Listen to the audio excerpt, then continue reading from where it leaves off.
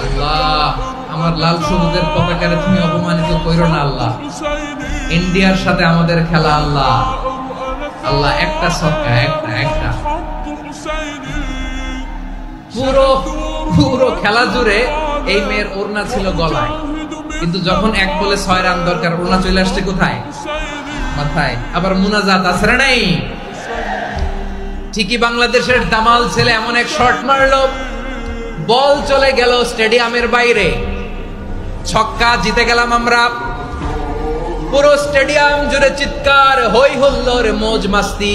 যেই মেয়েটা মাথার মধ্যে ওড়না দিয়ে এতক্ষণ সুবহানাল্লাহ সুবহানাল্লাহ বলে আল্লাহর কাছে দোয়া করেছে, ওই মেয়ে এখন আবার ওড়না ফেলে দিয়ে নাচা শুরু করে দিয়েছে। তাহলে আল্লাহর ভয়, আল্লাহর প্রতি আস্থা, বিশ্বাস, ভালোবাসা, এটা কি ক্ষণিকের জন্য?